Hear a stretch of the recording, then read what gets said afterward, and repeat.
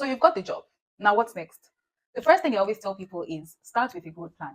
Where do you see yourself in this company in the next 2 to 3 years? Do you still see yourself in this company in the next 2 to 3 years? A good advice and a good thing to note here is that don't always join a company or an organization with the plan to leave.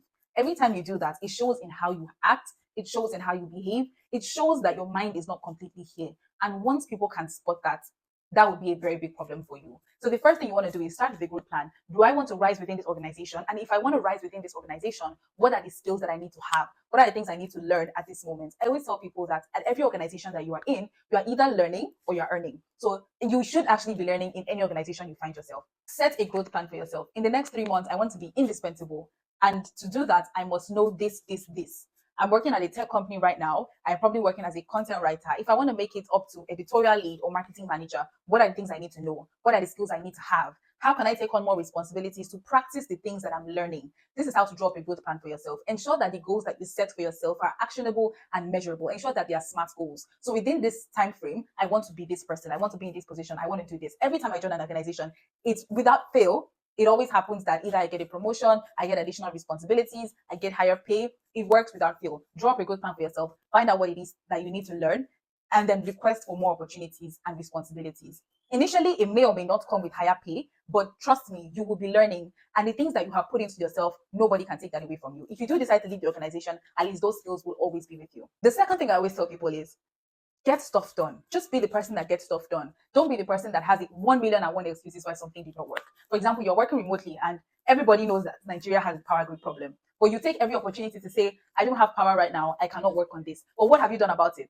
When I was in school and I landed my first job, I know that I would have power issues at times. And to solve this problem, a lot of time I would go to church, I would go to the clinic, I would go to different places just to get my devices charged, just because I didn't want to be that person that gives excuses. The moment people identify that you're somebody that gets stuff done, it is very difficult to not notice that kind of person. And trust me, the opportunities that will come your way, you yourself will be surprised. There's no organization, there's no CEO, there's nobody that doesn't want a person that takes initiative. And this is what struck me the most when I was trying to move from entry level to mid level. And what struck me at this point was that, somebody said something and said the difference between somebody that's entry level and mid level is just strategy. And it might sound like a very big and complex word, but it's just taking initiative, not just doing the work, but leading the project. For example, I like using content writer since that's how I started my career. For example, you're a content writer, you've written the blog post. You need to find out how well is that blog post performing?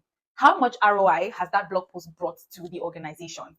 And can I create a strategy that will ensure that this organization is well known through the content I'm writing, or this organization has established strong thought leadership within so and so months? That is the difference between somebody that is a content writer and somebody that is head of communications. One takes responsibility and one just does the work. So you need to be that person that just always gets stuff done.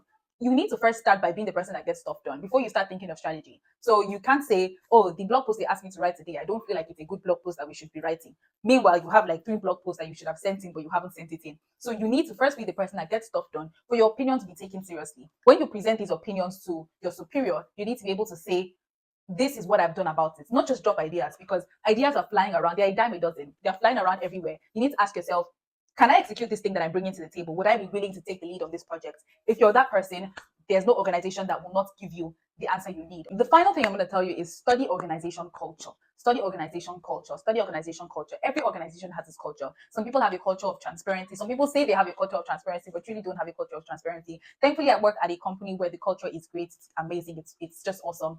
But sometimes you work at places where you know that you need to be careful. Now, this doesn't always mean that you're walking around on eggshells, but this might mean that you need to be intelligent about what you say, about how you say what you say. So a lot of times I try to take courses that are like soft skill courses, and I try to study, what to say and how to approach things. And that was actually how I learned that if you're going to bring up an idea that will be executed, you can offer to take the lead on it. So be very intelligent with your communication, be very intelligent with what you're saying, how you're saying it, who you're speaking to. I don't like to paint the corporate world as a place where you need to be careful, but you need to be careful in some places, not everywhere. And the final question I'll still tackle in this episode is, when do I know that it's time to leave? Now, I always tell people that you're doing either of two things when you're in an organization. You're either learning or you're earning. If you're neither learning nor earning, that is how you know that it's time to leave. But sometimes you need to have a check in your spirit if you're a believer. But even with leaving a job, it's very important that you have a backup plan. Unemployment is not funny. Not having a source of income is not a joke. So it's very important that even if you plan to leave an organization, have something that can bring you a source of income while you're waiting for the job that you dream of. And truth be told, I would never advise anybody to leave a job where they do not have another option or a backup plan. I hope you've enjoyed today's videos. I'll be happy to take any questions that you might have. just simply send me a DM on Instagram and I'll be available to take any of your questions.